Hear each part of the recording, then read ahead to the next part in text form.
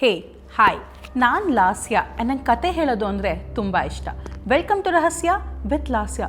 ಇವತ್ತು ನಿಮ್ಮೆಲ್ಲರಿಗೂ ಇನ್ನೊಂದು ಸತ್ಯವಾದ ಘಟನೆ ಹೇಳೋ ಟೈಮ್. ದೊಡ್ಡ ಮರ ಇರುತ್ತೆ, ಅದ್ರ ಕೆಳಗಡೆ ಒಂದು ಇಸ್ತ್ರಿ ಮಾಡೋ ಬಂಡಿ ಇರುತ್ತೆ. ಆ ಬಂಡಿ ಆವಾಗ ಕ್ಲೋಸ್ ಆಗಿರುತ್ತೆ, ಪ್ಯಾಕ್ ಎಲ್ಲ ಮಾಡಿಬಿಟ್ಟು ಬರೀ ಖಾಲಿ ಬಂಡಿ ಇರುತ್ತೆ.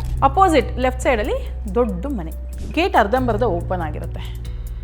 ಇವ್ರಿಗೆ ಒಳಗಡೆ ಹೋಗ್ತಾ ಇದ್ದಂಗೆ ಒಂಥರ ಫೀಲಿಂಗು, ಏನೋ ಒಂಥರ ನಮ್ಮನ್ನು ಆವರಿಸ್ಕೊಂಡಂಗೆ. ಬಿಸ್ಕೆಟ್ಸ್ನ ಎತ್ಕೊಂಡು ಬಗ್ಗಿ ಬಿಸ್ಕೆಟ್ಸ್ನ ನಾಯಿಗಳಿಗೆ ಕೂಡ ಹೋಗ್ತಾರೆ. ಆಗ ದೂರದಿಂದ ಒಂದು ವಾಯ್ಸು, ಬೇಡ ಅಂತ ಕೇಳ್ತಿರ್ತಾರೆ. ಎಲ್ಲ ಕಡೆ ಹುಡುಕ್ತಾನೆ ಅವನು, ಎಲ್ಲಿರ್ಬೋದು ಅಂತ. ಬರೀ ಕೇಜ್ ಮಾತ್ರ ಇದೆ, ಅದರಲ್ಲಿ ಪಕ್ಷಿ ಇಲ್ಲ. ಲೋ ವಾಯ್ಸಲ್ಲಿ, ನೀವು ನಾಳೆ ದಿನ ನಿಮ್ಮ ಮಕ್ಕಳನ್ನ ದುಡ್ಡುಗೋಸ್ಕರ ಮಾಡ್ಕೊತೀರ.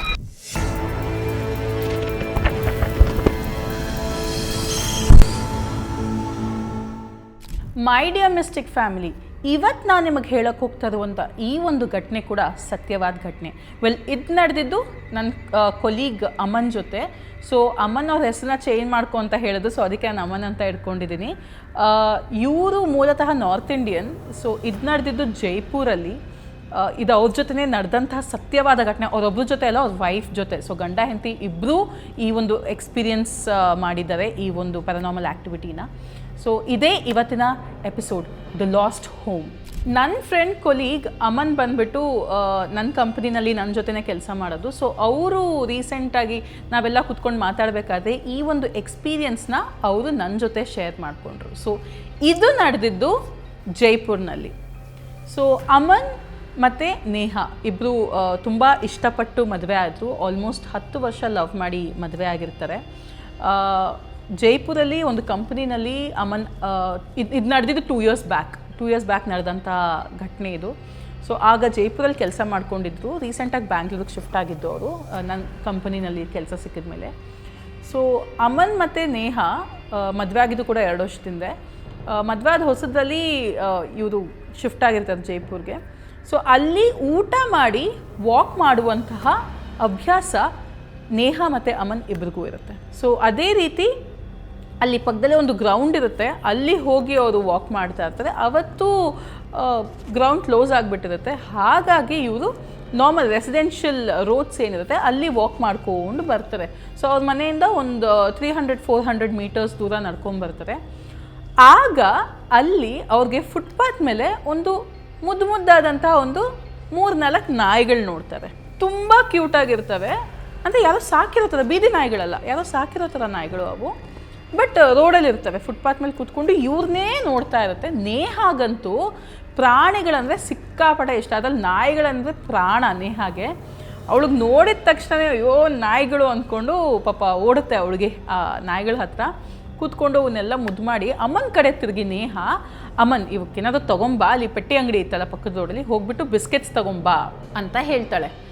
ಆಗ ಅಮನ್ ಯಾಯ ಅಂದ್ಬಿಟ್ಟು ಹೋಗಿ ಪಾರ್ಲೆಜಿ ಬಿಸ್ಕೆಟ್ಸ್ 1-2 ಪ್ಯಾಕೆಟ್ನ ತೊಗೊಂಬಂದು ನೇಹಾ ಇರೋ ಜಾಗಕ್ಕೆ ಬಂದು ಪ್ಯಾಕೆಟ್ಸ್ನ ಓಪನ್ ಮಾಡಿ ಬಿಸ್ಕೆಟ್ಸ್ನ ಎತ್ಕೊಂಡು ಬಗ್ಗಿ ಬಿಸ್ಕೆಟ್ಸ್ನ ನಾಯಿಗಳಿಗೆ ಕೂಡ ಹೋಗ್ತಾರೆ.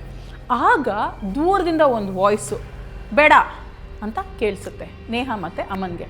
ನೇಹಾ ಅಮ್ಮನ್ನು ಇಬ್ಬರು, ನೇಹಾ ಕೆಳಗಡೆ ಕೂತಿರ್ತಾರಲ್ಲ, ಎದ್ದು ನಿಂತ್ಕೊತಾರೆ. ಅಮನ್ ಕೂಡ ಬೆಂಡಾಗಿದ್ದವ್ರು ಎದ್ದು ನಿಂತ್ಕೊಂಡು ಸೈಡಲ್ಲಿ ನೋಡಿದಾಗ ಒಬ್ಬ ವಯಸ್ಸಾಗಿರೋ ಮುದುಕ ಆತ ಬಂದು ಅಲ್ಲಿ ನಿಂತ್ಕೊಂಡು ಅದು ಪಾರ್ಲೇಜಿ, ಅದ್ರಲ್ಲಿ ಶುಗರ್ ಕಂಟೆಂಟ್ ಜಾಸ್ತಿ ಇರುತ್ತೆ, ದಯವಿಟ್ಟು ಅದನ್ನು ಇವುಗಳಿಗೆ ಹಾಕಕ್ಕೆ ಹೋಗಬೇಡಿ, ಅದು ಒಳ್ಳೆಯದಲ್ಲ ಆರೋಗ್ಯಕ್ಕೆ ಅಂತ ತುಂಬ ಸಮಾಧಾನವಾಗಿ ಹೇಳ್ತಾರೆ. ನೇಹಾ ಅಮ್ಮನಿಗೆ ಕನ್ಫ್ಯೂಸ್ ಆಗುತ್ತೆ. ಬಟ್ ಆಫ್ಕೋರ್ಸ್ ಎಸ್, ಪಾರ್ಲೇಜಿನಲ್ಲಿ ಗ್ಲೂಕೋಸ್ ಆ್ಯಂಡ್ ಶುಗರ್ ಕಂಟೆಂಟ್ ಜಾಸ್ತಿ ಇರುತ್ತೆ, ಅದನ್ನು ಪೆಟ್ಸಿಗೆ ಹಾಕಬಾರ್ದು. ಸೊ ಅದನ್ನು ಅರ್ಥ ಮಾಡ್ಕೊಂಡಂತಹ ಅಮ್ಮನ್ ಆ ಬಿಸ್ಕೆಟ್ಸ್ನ ತೆಗೆದು ವಾಪಸ್ ಇದೆ. ಮತ್ತು ಅವ್ರ ತಲೆಯಲ್ಲಿ ಒಂದು ಕನ್ಫ್ಯೂಷನ್ ಇರುತ್ತೆ, ಈ ಅಪ್ಪ ಯಾರು ಬಂದ್ಬಿಟ್ಟು ನನಗೆ ಹೇಳೋಕ್ಕೆ ಅಂತ. ಆಗ ಅದೇ ಟೈಮ್ಗೆ ಆ ಮನುಷ್ಯ ವಯಸ್ಸಾಗಿರೋ ಮುದ್ಕ ಎತ್ಕೊಂಡು, ಈ ನಾಯಿಗಳೆಲ್ಲ ನನ್ನದೇ, ನಮ್ಮನೆಯಲ್ಲೇ ಇರೋದು, ನಾನು ಸಾಕ್ತಾ ಇದ್ದೀನಿ ಇವನ್ನ, ಸೊ ಅವ್ರಿಗೆ ದಿನ ಊಟ ಹಾಕೋದು ನಾನೇ, ದಯವಿಟ್ಟು ಇದನ್ನು ಹಾಕಕ್ಕೆ ಹೋಗ್ಬಿಡಿ, ಆರೋಗ್ಯಕ್ಕೆ ಒಳ್ಳೆಯದಲ್ಲ ಅಂತ ಹೇಳ್ತಾರೆ. ಆಗ ಅಮ್ಮನಿಗೆ ಅರ್ಥ ಆಗುತ್ತೆ, ಓಕೆ ಇದು ಪರ್ಸ್ನಲ್ ಡಾಗ್ಸ್, ಇದು ಸಾಕಿರೋ ನಾಯಿಗಳು ಅಂದ್ಬಿಟ್ಟು ಮಾತಾಡೋದಕ್ಕೆ ಸ್ಟಾರ್ಟ್ ಮಾಡ್ತಾರೆ. ನಾಯಿಗಳ ಬಗ್ಗೆ ಮಾತಾಡ್ತಾರೆ, ತುಂಬ ಚೆನ್ನಾಗಿ ಮಾತಾಡ್ತಾ ಇರ್ತಾರೆ. ಅಂಕಲ್ ಕೂಡ ನೇಹಾನ ಚೆನ್ನಾಗಿ ಮಾತಾಡಿಸ್ತಾರೆ, ಕೆಲಸದ ಬಗ್ಗೆ ಮಾತಾಡ್ತಾರೆ. ಹೀಗೆ ಮಾತಾಡ್ತಾ ಅಂಕಲು, ಈ ರೋಡ್ ಎಂಡಲ್ಲೇ ನಮ್ಮ ಮನೆ ಇರೋದು, ನಮ್ಮ ಮನೆಯಲ್ಲಿ ಇನ್ನಷ್ಟು ನಾಯಿಗಳಿದ್ದಾವೆ, ಜೊತೆಗೆ ಬೆಕ್ಕುಗಳಿದ್ದಾವೆ ಆ್ಯಂಡ್ ಪಕ್ಷಿಗಳು ಕೂಡ ಇದ್ದಾವೆ. ನೀವು ಬೇಕಂದರೆ ಬಂದು ಒಂದು ಹೆಜ್ಜೆ ನೋಡ್ಕೊಂಡು ಹೋಗಿ. ನಿಮ್ಮ ವೈಫ್ಗೆ ಪ್ರಾಣಿಗಳಂದ್ರೆ ತುಂಬ ಇಷ್ಟ ಅನಿಸುತ್ತೆ, ನಾಯಿಗಳನ್ನ ತುಂಬ ಮುದ್ದು ಮಾಡ್ತಾ ಇದ್ದಾರೆ. ನಮ್ಮ ಮನೆಯಲ್ಲಿ ಇನ್ನೂ ಇದೆ, ಇದನ್ನು ಜಸ್ಟ್ ವಾಕ್ ಕರ್ಕೊಂಬಂದಿದ್ದು, ಮಿಕ್ಕಿದೆಲ್ಲ ಕಾಂಪೌಂಡಲ್ಲೇ ಓಡಾಡ್ಕೊತಾರೆ. ನೀವು ಬಂದು ಒಂದು ಹೆಜ್ಜೆ ನೋಡ್ಕೊಂಡು ಹೋಗ್ಬೋದು, ನಿಮಗೂ ಚೆನ್ನಾಗಿ ಅನಿಸುತ್ತೆ ಅಂತ ಇನ್ವೈಟ್ ಮಾಡ್ತಾರೆ ಮನೆಗೆ. ಇವರಿಬ್ಬರು ಗಂಡ ಹೆಂಡತಿ ಅಮ್ಮನ ಒಂದು ಸ್ವಲ್ಪ ಹೆಸಿಟೇಟ್ ಮಾಡೋದು, ನೇಹ ಟಕ್ ಅಂತ ನಡೀರಿ ಹೋಗೋಣ ಅಂತ ಹೇಳ್ಬಿಡ್ತಾಳೆ. ಯಾಕಂದ್ರೆ ಶೀಸ್ ಅ ಆ್ಯನಿಮಲ್ ಲವರ್, ಅವಳಿಗೆ ನಾಯಿಗಳು ಪ್ರಾಣಿಗಳನ್ನು ತುಂಬ ಇಷ್ಟ. ಸರಿ ಇನ್ನೇನು ಮಾಡೋಕ್ಕಾಗತ್ತೆ, ಅವಳಿಗೆ ಸ್ಟ್ರೇಟ್ ಅವೇ ಎದ್ದು ನಿಂತ್ಕೊಂಡು ನಡಿ ಹೋಗೋಣ ಅಂತ ಹೇಳ್ಬಿಡ್ತಾರೆ. ಇವ್ರು ಗಂಡ ಹೆಂಡತಿ ಆ ವಯಸ್ಸಾಗಿರೋ ಅಂಕಲ್ ಹಿಂದೆನೇ ನಡ್ಕೊಂಡು ಹೋಗ್ತಾರೆ. ಏನಿಲ್ಲ, ಒಂದು 20 ಹೆಜ್ಜೆ ಇಡ್ತಾರೆ. ಲೆಫ್ಟ್ ಸೈಡ್ ಅಲ್ಲೊಂದು ದೊಡ್ಡ ಮರ ಇರುತ್ತೆ ಎದುರುಗಡೆ. ರೈಟ್ ಸೈಡ್ ದೊಡ್ಡ ಮರ ಇರುತ್ತೆ, ಅದ್ರ ಕೆಳಗಡೆ ಒಂದು ಇಸ್ತ್ರಿ ಮಾಡೋ ಬಂಡಿ ಇರುತ್ತೆ. ಆ ಬಂಡಿ ಆವಾಗ ಕ್ಲೋಸ್ ಆಗಿರುತ್ತೆ, ಪ್ಯಾಕ್ ಎಲ್ಲ ಮಾಡಿಬಿಟ್ಟು ಬರೀ ಖಾಲಿ ಬಂಡಿ ಇರುತ್ತೆ. ಅಪೋಸಿಟ್ ಲೆಫ್ಟ್ ಸೈಡಲ್ಲಿ ದೊಡ್ಡ ಮನೆ, ಅಂದರೆ ಒಂದು ಡ್ಯೂಪ್ಲೆಕ್ಸ್ ಮನೆ, ಒಂದು 100x100 ಮನೆ. ಅದು ಗೇಟ್ ಅರ್ಧಂಬರ್ಧ ಓಪನ್ ಆಗಿರುತ್ತೆ. ಇವ್ರಿಗೆ ಒಳಗಡೆ ಹೋಗ್ತಾ ಇದ್ದಂಗೆ ಒಂಥರ ಫೀಲಿಂಗು, ಏನೋ ಒಂಥರ ನಮ್ಮನ್ನು ಆವರಿಸ್ಕೊಂಡಂಗೆ ಅನ್ನೋ ಥರ ಫೀಲ್ ಆಗೋದಕ್ಕೆ ಸ್ಟಾರ್ಟ್ ಆಗುತ್ತೆ ಇಬ್ಬರು ಗಂಡ ಹೆಂಡತಿಗೆ. But beautiful house. ಲೈಟ್ಸ್ ಒಂದು ಸ್ವಲ್ಪ ಡಸ್ಕಿ ಆಗಿರುತ್ತೆ, ಫ್ಲಿಕ್ಕರ್ ಆಗ್ತಾ ಇರುತ್ತೆ. ಸ್ಟಾರ್ಟಿಂಗ್ ಎಂಟ್ರೆನ್ಸ್ ಅಂತ ಒಂದು ದೊಡ್ಡ ವರಾಂಡ, ಅಂದರೆ ಸ್ಪೇಸು, ಅಲ್ಲಿ ಗಿಡಗಳೆಲ್ಲ ಇರುತ್ತೆ. ಒಳಗಡೆ ಒಂದು 10 ಫೀಟ್ ಆದಮೇಲೆ ಮನೆ ಇರುತ್ತೆ. ಸೊ ಇವು ಸಿಕ್ಕಾಪಟ್ಟೆ ಎಷ್ಟು ಚೆನ್ನಾಗಿದೆ ಅಂದ್ಕೊಂಡೆಲ್ಲ ಒಳಗಡೆ ಹೋಗ್ತಾರೆ. ಒಳಗಡೆ ಡೋರ್ ಓಪನ್ ಮಾಡಿ ಹೋದಾಗ ಮನೆ ತುಂಬ ನಾಯಿಗಳು, ಕಮ್ಮಿ ಅಂದರೆ ಒಂದು 10 ನಾಯಿಗಳಿದೆ, ಒಂದು 7-8 ಬೆಕ್ಕುಗಳಿದ್ದಾವೆ. ಏನು ನಾಯಿಗಳೆಲ್ಲ ಇವ್ರ ಹತ್ರ ಏನು ಮೈ ಮೇಲೆ ಬಿದ್ದು ಖುಷಿಯಾಗ್ಬಿಡುತ್ತೆ ನೇಹಾಗಂತೂ. ಬೇರೆ ಬೇರೆ ಬ್ರೀಡು, ಪೊಮರೇನಿಯನ್ ಇದೆ, ಜರ್ಮನ್ ಶೆಪರ್ಡ್ ಇದೆ, ಗೋಲ್ಡನ್ ರೆಟ್ರೀವರ್ ಇದೆ, ಲ್ಯಾಬ್ರಡಾರ್ ಇದೆ, ಶಿಟ್ಜು ಇದೆ, ಪಗ್ ಇದೆ, ಎಲ್ಲ ಥರ ನಾಯಿಗಳಿದೆ. ಇವಳು ಫುಲ್ ಹಬ್ಬ ಅವಳಿಗೆ. ಏನು ಎತ್ಕೊಂಡು ಅವಳು ಕ್ಯಾಟ್ಸ್ ಅಂದರೆ ಒಂದು ಸ್ವಲ್ಪ ಇರ್ಚು ಮುರ್ಚು, ಬಟ್ ಸ್ಟಿಲ್ ಅಲ್ಲಿ ಪರ್ಷಿಯನ್ ಕ್ಯಾಟ್ಸ್ನೆಲ್ಲ ನೋಡಿ ಅವಳಿಗೆ ಸಿಕ್ಕಾಬಡೆ ಆಸೆ ಆಗಿಬಿಡುತ್ತೆ. ಬರೋದಕ್ಕೆ ರೆಡಿ ಇಲ್ಲ, ಅಲ್ಲೇ ಕುತ್ಕೊಂಡ್ಬಿಟ್ಟಿದ್ದಾಳೆ, ಒಳಗಡೆ ಬರೋಕ್ಕೂ ರೆಡಿ ಇಲ್ಲ, ಕಾರಿಡಾರಲ್ಲೇ ಕುತ್ಕೊಂಡ್ಬಿಟ್ಟಿದ್ದಾಳೆ. ಆಮೇಲೆ ಕರ್ಕೊಂಡು ಹೋಗಿ ಒಳಗಡೆ ಸೋಫಾ ಮೇಲೆ ಕೂರಿಸ್ತವೆ. ಸುತ್ತಮುತ್ತ ಎಲ್ಲ ನಾಯಿಗಳೆಲ್ಲ ಬಂದು ಅಲ್ಲಲ್ಲಲ್ಲೆಲ್ಲ ಸೆಟ್ಲ್ ಆಗ್ತಾರೆ.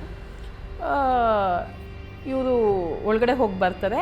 ಒಳಗಡೆಯಿಂದ ಅವ್ರ ವೈಫ್ ಅನಿಸುತ್ತೆ ಆಚೆ ಬರ್ತಾರೆ, 2 ಲೋಟದಲ್ಲಿ ನೀರು ಇಟ್ಕೊಂಡು ಬರ್ತಾರೆ. ನೀರು ಬೆಚ್ಚಗಿರುತ್ತೆ, ಇಬ್ಬರು ಕುಡಿತಾರೆ, ಹೀಗೆ ಮಾತಾಡ್ತಾ ಇರ್ತಾರೆ. ಒಂದು ಪುಟ್ಟ ನಾಯಿ ಮರಿ ಒಂದು ಕಾರ್ನರಿಂದ ನಡ್ಕೊಂಬಂದು ನೇಹ ಕಾಲ ಮೇಲೆ ಬಂದು ಕೂತ್ಕೊಳ್ಳುತ್ತೆ. ಅದು ಗೋಲ್ಡನ್ ರೆಟ್ರೀವರ್ ನಾಯಿ ಆಗಿರುತ್ತೆ. ಅದನ್ನು ಎತ್ಕೊಂಡು ನೇಹ ಎಷ್ಟು ಮುದ್ದು ಮಾಡ್ತಾಳೆ ಅಂದರೆ ಅವಳಿಗೆ ಸಿಕ್ಕಾಬಡೆ ಒಂಥರ ಇಮ್ಮಿಡಿಯೇಟ್ ಇನ್ಸ್ಟೆಂಟ್ ಅಫೆಕ್ಷನ್ ಬಂದುಬಿಡುತ್ತೆ ಆ ನಾಯಿ ಮೇಲೆ. ಅದನ್ನು ಅಮ್ಮನಿಗೂ ಕೊಡ್ತಾಳೆ, ಅಮ್ಮನೂ ಕೂಡ ತುಂಬ ಚೆನ್ನಾಗಿ ಪೆಟ್ ಮಾಡ್ತಾರೆ ಆ ಮರಿನ. ಬಟ್ ಆ ಮನೆಯಲ್ಲಿ ಒಂದು ಬರ್ಡ್ ಕೇಜ್ ಸೌಂಡ್ ಬರ್ತಾ ಇರುತ್ತೆ. ಅಂದರೆ ಒಂದು ಕೇಜಲ್ಲಿ ಬರ್ಡ್ನ ಹಾಕಿದ್ರೆ ಹೇಗೆ ಅದು ವಿಂಗ್ಸ್ನ, ಅದು ರೆಕ್ಕೆನ ಹಾರಿಸಿದಾಗ ಹೇಗೆ ಸೌಂಡ್ ಬರ್ತಾ ಇರುತ್ತೆ, ಆ ಥರ ಸೌಂಡ್ ಬರ್ತಾ ಇರುತ್ತೆ. ಎಲ್ಲ ಕಡೆ ಹುಡುಕ್ತಾನೆ ಅವನು, ಎಲ್ಲಿರ್ಬೋದು ಅಂತ. ಬರೀ ಕೇಜ್ ಮಾತ್ರ ಇದೆ, ಅದರಲ್ಲಿ ಪಕ್ಷಿ ಇಲ್ಲ. ಇವ್ರಿಗೊಂಥರ ಅದು ವಿಯರ್ಡ್ ಫೀಲ್ ಅನಿಸುತ್ತೆ. ಆ್ಯಂಡ್ ಕಾರ್ನರಲ್ಲಿ ಒಂದು ಕಡೆ ಲೈಟ್ ಫ್ಲಿಕ್ಕರ್ ಆಗ್ತಾನೇ ಇರುತ್ತೆ. ಏನೋ ಒಂಥರ ಇವ್ರಿಗೆ ಅದು ಒಂದು ಸ್ವಲ್ಪ ಏನಿದು ಒಂಥರ ಇದೆಯಲ್ಲ ಈ ಮನೆ.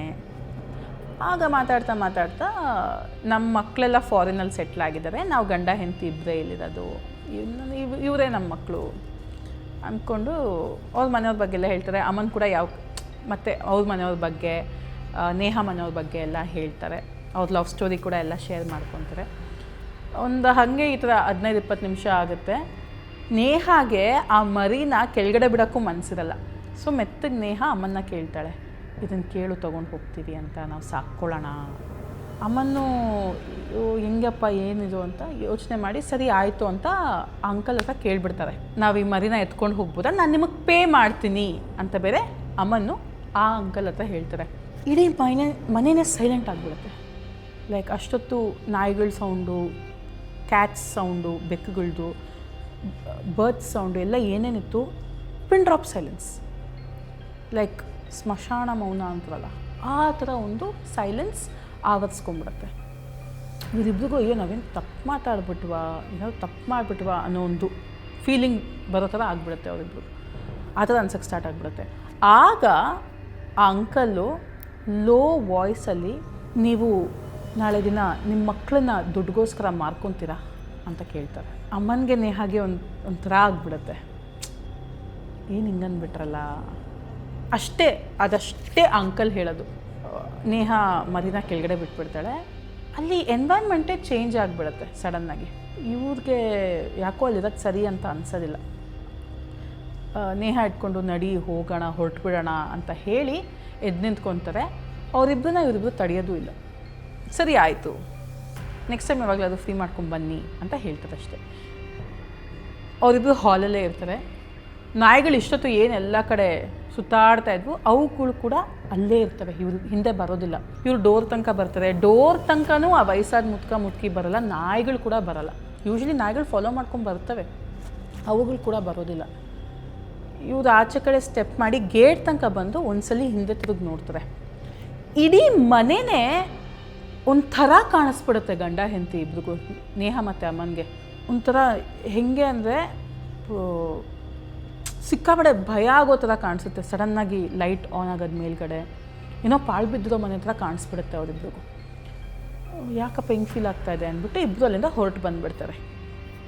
ಸರಿ, ಅವತ್ತಿಗೆ ನೈಟು ಬಂದು ಅದ್ರ ಬಗ್ಗೆನೇ ಯೋಚನೆ ಮಾಡಿಕೊಂಡು ಮಲಗಿಬಿಡ್ತಾರೆ. ನೆಕ್ಸ್ಟ್ ಡೇ ಅಮ್ಮನ ಕೂಡ ಅವ್ನ ಕೆಲಸದಲ್ಲಿ ಬ್ಯುಸಿ ಆಗ್ತಾನೆ, ನೇಹಾ ಕೂಡ ಅವಳ ಕೆಲಸದಲ್ಲಿ ಬ್ಯುಸಿ ಆಗ್ತಾಳೆ. ಹೀಗೆ ಒಂದು 15 ದಿನ ಪಾಸ್ ಆಗುತ್ತೆ. 15 ದಿನ ಆದಮೇಲೆ ಯೂಶ್ವಲಿ ಇವ್ರು ವಾಕಿಗೆ ಏನು ಗ್ರೌಂಡಿಗೆ ಹೋಗೋರು, ಮತ್ತೆ ಆ ಗ್ರೌಂಡ್ ಕ್ಲೋಸ್ ಆಗಿರುತ್ತೆ.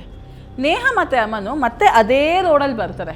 ಆ್ಯಂಡ್ ಬರಬೇಕಾದ್ರೆ ನೇಹಾ ಅವತ್ತು ಆ ಮನೆಗೆ ಹೋಗಿದ್ವಲ್ಲ, ಸುಮ್ಮನೆ ಹೆಂಗಿದ್ರು ಇಲ್ಲಿ ತನಕ ಬಂದಿದ್ದೀವಿ, ಹೋಗ್ಬಿಟ್ಟು ಆ ಅಂಕಲ್ ಆಂಟಿನ ವಿಸಿಟ್ ಮಾಡ್ಕೊಂಡು ಮನೇಲಿರೋ ನಾಯಿಗಳನ್ನೆಲ್ಲ ನೋಡ್ಕೊಂಡು ಮಾತಾಡಿಸ್ಕೊಂಬರೋಣ ಅಂತ ಹೇಳ್ತಾಳೆ. ಅಮ್ಮನು ಸರಿ ಆಯ್ತು ಬಿಡು, ಇಲ್ಲಿ ತನಕ ಬಂದಿದ್ದೀವಲ್ಲ, ಆ ರೋಡ್ ತುದಿಗೆ ಹೋದರೆ ಅಲ್ಲೇ ಸಿಗುತ್ತಲ್ಲ ಅಂದ್ಬಿಟ್ಟು ಆತ ಏನು ಮಾಡ್ತಾನೆ, ಅಂಗಡಿಗೆ ಹೋಗಿ ಪಾರ್ಲೆಜಿ ತೊಗೊಳೋದಿಲ್ಲ, ಮಾಮೂಲಿ ಮಾರಿ ಬಿಸ್ಕೆಟ್ ತೊಗೊಂಡು ಆಂಟಿ ಅಂಕಲ್ಗೆ ಒಂದು ಸ್ವಲ್ಪ ಸ್ವೀಟ್ಸ್ ತೊಗೊಂಡು ಬರ್ತಾನೆ. ಸ್ಟ್ರೈಟ್ ಹೋಗ್ತಾರೆ. ಅವರು ಎಲ್ಲಿ ಹೋಗಿ ರೈಟ್ ಸೈಡ್ಗೆ ಮರ ಇರುತ್ತೆ, ಕೆಳಗಡೆ ಅದು ಐರನ್ ಅಂಗಡಿದು ತಳ್ಳೋ ಬಂಡಿ ಇರುತ್ತೆ, ಲೆಫ್ಟ್ ಸೈಡ್ ಮನೆ ಇರುತ್ತೆ. ಹೋಗಿ ಲೆಫ್ಟ್ ಸೈಡ್ ನೋಡ್ತಾರೆ, ಅಲ್ಲಿ ಆ ಮನೆಯೇ ಇಲ್ಲ. ಅವ್ರು ಯಾವ ಮನೆ ಒಳಗಡೆ ಹೋಗಿದ್ರು ಅಲ್ಲಿ ಆ ಮನೆ ಇಲ್ಲ. ರೈಟ್ ಸೈಡ್ ನೋಡಿದ್ರೆ ಅದೇ ಮರ ಇದೆ, ಕೆಳಗಡೆ ಅದೇ ತಳ್ಳೋ ಬಂಡಿ ಇದೆ, ಆದರೆ ಲೆಫ್ಟ್ ಸೈಡ್ ಆ ಮನೆಯೇ ಇಲ್ಲ. ಇವರು ಕತ್ಲಲ್ಲಿ ತಪ್ಪಿಸ್ಕೊಂಬಂದ್ಬಿಟ್ವಾ. 4-5 ಸತಿ ಅದೇ ರೋಡಲ್ಲಿ ಓಡಾಡ್ತಾರೆ ಮನೇನ ಹುಡುಕೊಂಡು, ಎಲ್ಲಿ ಮನೆ ಅಂತ. ಆ ಮನೆಯೇ ಇಲ್ಲ. ಬಂದಿರೋ ಟರ್ನ್ ಕರೆಕ್ಟು, ತಗೊಂಡಿರೋ ರೂಟ್ ಕರೆಕ್ಟು, ಅದೇ ರೋಡು, ಬಟ್ ಮನೆ ಇಲ್ಲ. 15 ದಿನಕ್ಕೆ ಮುಂಚೆ ಹೋದಂತಹ ಆ ಮನೆ ಅಲ್ಲಿ ಇವಾಗ ಇಲ್ಲ. ಇವರಿಬ್ರು ತಲೆ ಕೆಟ್ಟೋಗುತ್ತೆ. ಸರಿ, ವಾಪಸ್ ಹೋಗಿ ಮಲ್ಕೊಂಡ್ಬಿಡ್ತಾರೆ. ನೆಕ್ಸ್ಟ್ ಡೇ ಮತ್ತೆ ಬರ್ತಾರೆ ವಾಕಿಂಗಿಗೆ ಅದೇ ರೋಡ್ಗೆ, ಮತ್ತೆ ಅದೇ ರೂಟಲ್ಲಿ ಬರ್ತಾರೆ, ಅದೇ ರೋಡಿಗೆ ಬರ್ತಾರೆ, ಅದೇ ಎಂಡಿಗೆ ಹೋಗ್ತಾರೆ. ಲೆಫ್ಟ್ ಸೈಡಲ್ಲಿ ಆ ಮನೆ ಇಲ್ಲ. ಇಲ್ಲೇನೋ ನಡೀತಾ ಇದೆ, ಮೋಸ್ಟ್ಲಿ ಕತ್ಲಲ್ಲಿ ನಾವೇನೋ ಮಿಸ್ ಮಾಡ್ಕೊತಾ ಇದ್ದೀವಿ ಅಂದ್ಬಿಟ್ಟು ಅಮ್ಮನ ಏನು ಮಾಡ್ತಾನೆ, ನೆಕ್ಸ್ಟ್ ಡೇ ಬೆಳಿಗ್ಗೆ ಎದ್ದು ಬೆಳಕಲ್ಲಿ ಬರ್ತಾನೆ ನೋಡೋದಕ್ಕೆ. ಆಗಲೂ ಸಹ ಆ ಮರ ಇದೆ, ತಳ್ಳೋ ಬಂಡಿ ಓಪನ್ ಆಗಿದೆ, ಅಲ್ಲಿ ಒಬ್ಬ ಮನುಷ್ಯ ಇಸ್ತ್ರಿ ಮಾಡ್ತಾ ಇದ್ದಾನೆ. ಬಟ್ ಎದುರುಗಡೆ ಬೇರೆಯೇ ಒಂದು ಬಿಲ್ಡಿಂಗ್ ಇದೆ, ಅಲ್ಲಿ ಆ ಮನೆ ಇಲ್ಲ, ಅಲ್ಲಿ ಬೇರೆ ಬಿಲ್ಡಿಂಗ್ ಇದೆ.